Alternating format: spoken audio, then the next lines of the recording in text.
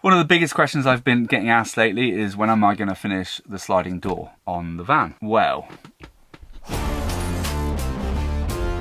I get asked a lot of questions when I'm making videos and things, and there are certain questions that I can answer in the comments and others that I feel need a bit of an explanation and they might not necessarily fit into one of my regular videos. So today I'm literally making this video to answer some of the questions I get asked quite regularly.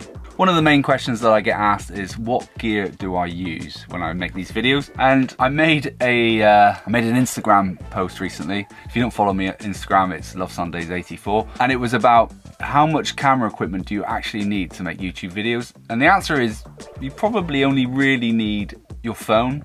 However, whenever I watch a video, I can normally tell if it's shot on an iPhone or a Samsung or Galaxy or something. And my main camera, the one that I'm shooting on now and the one that I use for most of my videos, is the Sony a7 IV.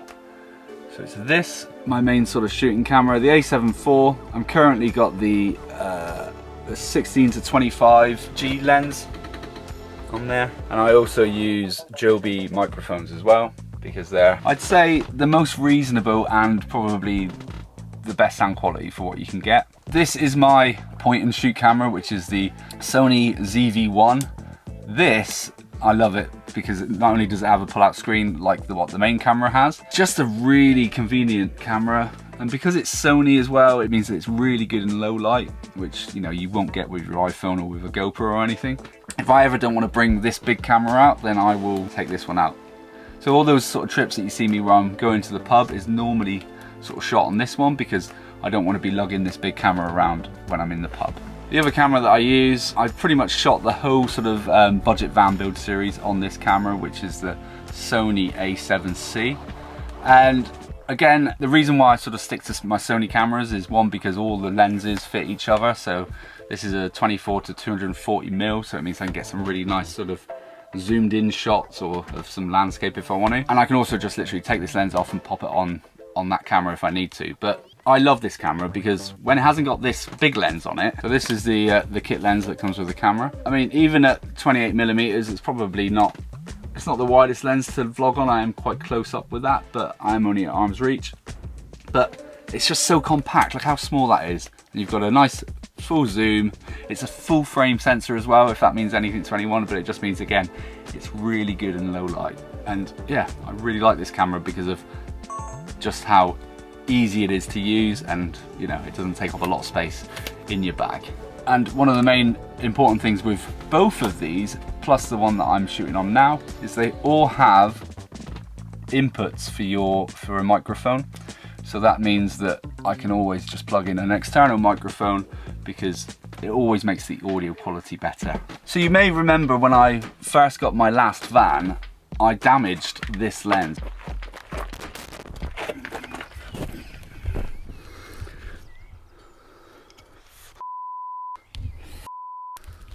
I've just busted this lens right here. £2,000 that lens cost. Trials and tribulations of making YouTube videos. I was actually pretty devastated at the time, and what had happened is I'd chipped part of the plastic here, but also the lens was all scratched inside as well. And a lot of people say, well, can't you just remove the lens hood? And on this, which is the 12-24 G Master, that is actually fixed in place because of the dome of the lens, so there's no way of taking that off, so that is actually part of the camera. Whereas if we compare it to this lens, that one there comes off and clips back on. This one's fixed. And another reason why I absolutely love Sony is because somebody who works for Sony was watching my video when I damaged the lens, emailed me and said, I work for Sony, would you like us to send you out a replacement lens for you to borrow while we repair yours? So at the moment I currently have two of these, because this is the one that I damaged that they've sent back to me, and this is the one that they lent me. Because of that customer service and just the way that I was treated, I feel like I'm probably always going to use Sony cameras now. Not only just because I've invested a lot of money in their equipment, and their cameras are pretty much one of the best on the market for video quality. The fact that they looked after me, and literally, this is the one they lent me, okay, right? And this is the one that I sent off to them, which they've repaired. I mean, look, you can't even tell. They've obviously replaced this and taken it all apart. There are absolutely no scratches on the lens now. It's come back. Like, I had to actually ask them if it was actually a brand new lens because it looks brand new. So customer service like that is second to none. So I will always be in debt to Sony now. So thank you for taking care of me. And not only did Sony send me my lens back in better than new condition, they also sent me this book, which is a bit of a beast. It's literally got Sony written on the spine there. And what it is, it's just photography that's been taken on their cameras and lenses. And inside the book, if we just open this up, every page has some really fantastic photography. And then on this side, it will tell you what lens it was taken on and what aperture. It's literally just a complete work of art. I mean, don't get me wrong, it is huge and I don't know where I'm gonna keep it. And I probably won't keep it in the van because it's just gonna weigh me down too much. But before anyone asks, this video isn't sponsored by Sony. I just really like their cameras. Sony, keep doing what you do, keep making some great cameras and some great lenses, and I will keep buying them. As far as action cameras go, I have 3 GoPros. Yep. But my newest addition is this one, which is the GoPro 12. It is a great camera because you have the front facing screen and obviously the rear facing screen. I mean, it's a GoPro. They are what they are. They're very good. I spend a lot of time when I'm in the sea, and a GoPro seems to be the most bulletproof one that I've taken out in the water. I also have the GoPro Hero 11 Mini, which in my opinion isn't their best model at all. It is pretty scuffed up. I have treated this one quite roughly. And the reason why is because I've mentioned this before, you can't actually remove the battery on this. So if it ever crashes, and GoPros do crash, you can't literally just click it and take the battery out and reset the camera. There is a way to do it by sort of holding down these buttons for a certain amount of time, but I don't know, 9 times out of 10 when I get this one out to use it, the battery's normally dead.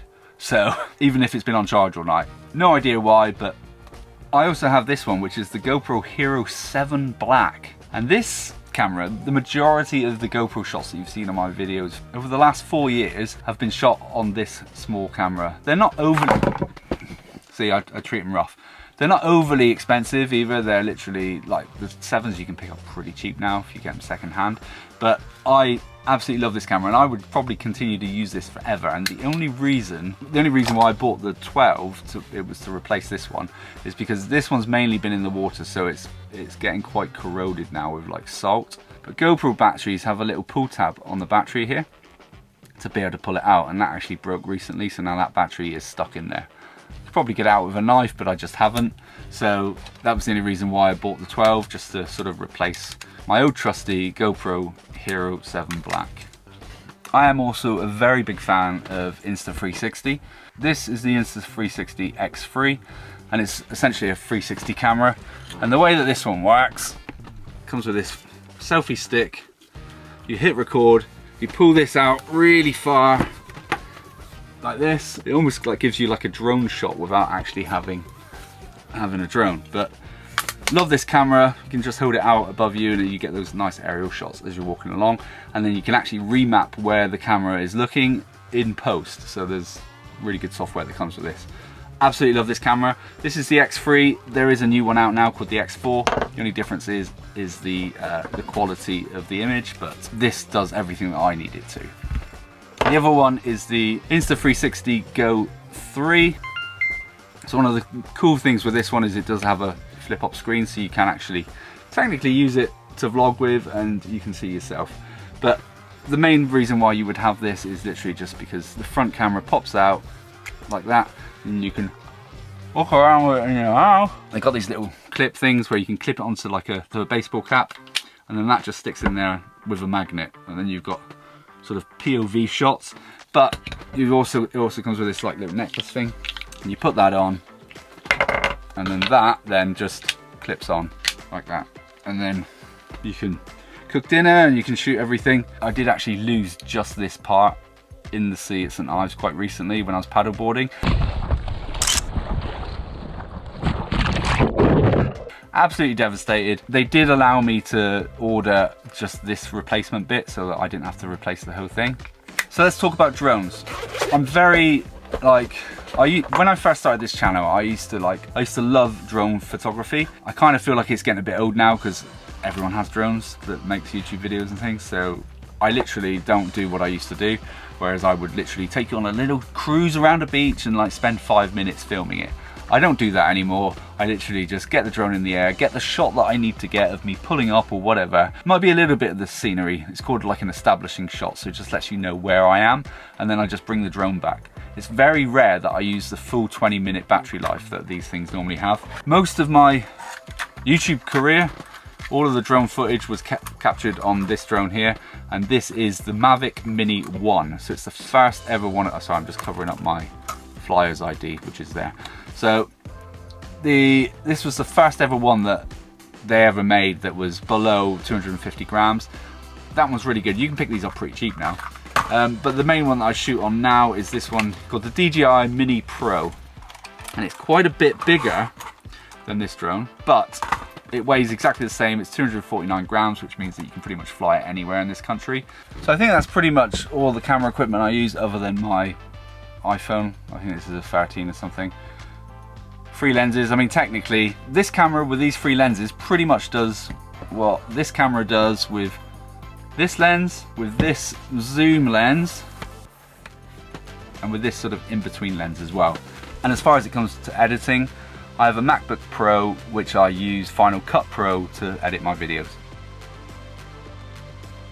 I've also been getting a lot of questions about the garage that I've started using, who I'm absolutely over the moon with, by the way, because since they took the Transit in, they pretty much gave it a health check in a way. He just checked it over and just made sure that everything was working properly. He was the one who sorted out the fuel sensor, and that's pretty much all it was. There's a chance that the garage that I went to before that replaced the fuel pump and charged me nearly £700 to do so. The chances are it was probably just the sensor all along, but we will never know. Not only is he not very expensive, but he literally, if he's got my van booked in on a Thursday, it will be done by Friday at the latest. So he's very reliable, he's very punctual, he's not overly expensive as well. So I would really 100% recommend AP Autos down in Houston. I'll put a link to his Facebook group in the description below, but if you live locally, or even if you're on holiday and you need some work doing to your vehicle, AP Autos, thank you for taking care of me. I will continue to use them, and anyone else that wants to, like I said, I'll link it below. I want to tell you a quick story actually. I was at the recycling centre the other day, and I was getting rid of some cardboard boxes because we had a load of stuff delivered for the new baby and everything, some storage and everything. And I decided to take the cardboard to the tip. And I took the van and I was unloading the cardboard, and this lady came up to me and she went, "Did you convert this van yourself?" And I said, "Yeah, I did actually." And she went, "Would you like a book about how to convert a motorhome?" She went, "Not that you need it, but it's going to go in the tip, so do you want it?" And I said, "Yes, please." So I ended up getting this book off a complete stranger. Wow, look at it. Look at that beast on the front. Absolutely, like, great. There's a lot of ideas in here. Fixing systems, preparation of the cabin. Oh, it smells a bit. Preparing the electrical installation. Loads of stuff on here. So, I mean, it's very faded. I don't even know how old this book is, but yeah, it smells old. Maybe, yeah. But that was a great find.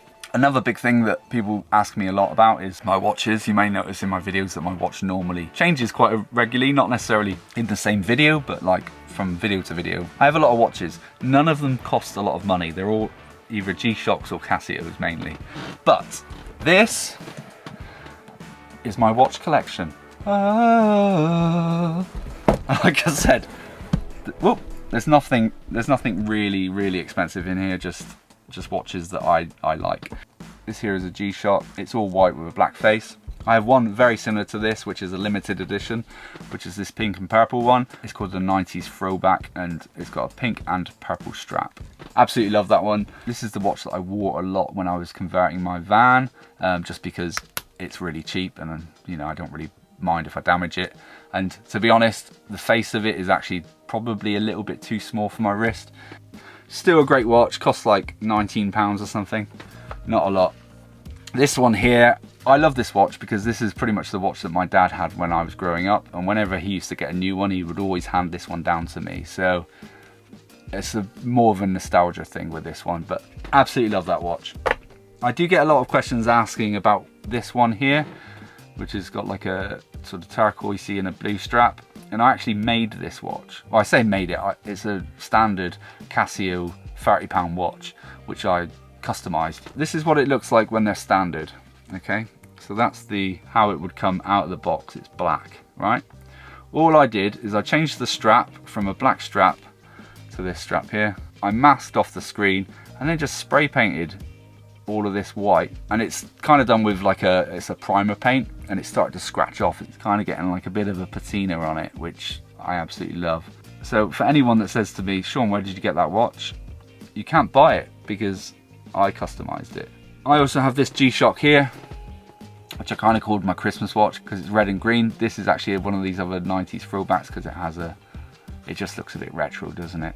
But that one's pretty cool. This here is it's called a Casio Duro. It's got a little sort of fish on it. It's a dive watch. It is actually 200 meters water resistant. It normally comes with like a black strap, but I actually put this metal strap on it because I just thought it made it look a bit better. Has a turning bezel as well. That watch, all in all, with the strap, cost me 60 quid. Like I said, not a lot of money. This is a watch that my wife got me from my son for mine and Charlie's first Father's Day. My wife got this as a little watch gift, and I absolutely love it. I don't wear it that often because it is quite special to my heart because of that reason. And I also have this Nixon. I actually ordered and got it delivered straight from Japan because it cost me about £100 less than if I'd paid for it in a surf shop in Cornwall. And it's a good watch, but the dial, the hands and the hour markers are all the same color. So very, very difficult to be able to read the time on that, and it's dead as well. Battery needs replacing. So very rarely wear that one. And I also have this rotary dive watch as well, which actually came all the way around the world with me to Australia, and I actually broke it when I was in Australia. So it does have a bezel which is broken as well, but I don't wear this watch anymore. And the reason why it broke was because I adjusted the time and I didn't actually screw down the crown properly. So then it actually, when I wore it in the sea, water got in there and it just broke it. But I've kept onto it because my parents bought me this watch. So that's the watches. One of the biggest questions I've been getting asked lately is when am I going to finish the sliding door on the van? And, well, I have finished it. It's been like that for ages. Did you not notice? Ta-da! This is the only thing that I was concerned about, that it would look too dark, but I think that looks absolutely fine. I have carpeted this. It's all tucked in behind the rubber, all very nice and tidy. I went for just plain sort of plywood on the door card there, just to sort of go in keeping with the plain plywood I've got on the back doors. But what a difference that makes. I don't know why it took me so long. I mean, it is what it is, isn't it? But it's done now. You'll all be very happy. That distraction when you watch my videos should hopefully be gone now. And also another question I've been getting recently is about the Vauxhall Vivaro. When I originally bought that van, it was to do it up to sell it, or to keep it if this one was in the garage. I've had a lot of luck with this one at the moment, so that one will be up for sale very, very soon. Also, the Transit will be getting raffled at some point. I've spoken to a company called Raffle, and we've been talking about how we go about sort of raffling this van. I mean, a lot of people have used this company before, so I know that they're legitimate, but I just, you know, you got to do your checks and everything just to make sure that everything's fine. Now, I'm not in any rush to do that because the van's running really well now and I'm actually really enjoying it. I know I said that, you know, I want a sort of bigger van for when the family comes, but to be honest, we probably won't be going away in it for like a year or so anyway. So because of that fact, I'm not in any rush to get rid of this one, but I will keep you all informed when the raffle does come around. So next Sunday's video, which will be the 8th of September, will be my 40th birthday. There will still be a video out because I'm recording it tonight, so it will go live ready for Sunday. But I'm just letting you know that it's going to be my birthday, so maybe wish me happy birthday in the comments. But don't worry, there will still be a video out because I film these videos in advance. So it's not like I'm going to be spending my birthday out making a video. There will be a video that will go live ready for Sunday, the 8th of September, my 40th birthday. So going forward with this channel, I am still working part-time in my job, and then I do this the rest of the week. So eventually, if I ever do go full-time YouTube, my plan is to continue to make my camping videos once a week, but then also always have a van build on the go. So that video will go live like on a Wednesday night. So I'll be like DIY, doing up a van on a Wednesday night or whatever day I decide. but then there will always be a camping video on the Sunday as well. So I should be able to make 2 videos a week. That's the plan.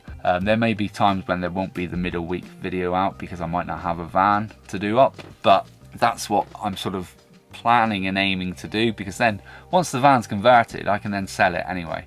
And they all come with their own Love Sunday sticker with a number on it. This one's numbered number 1.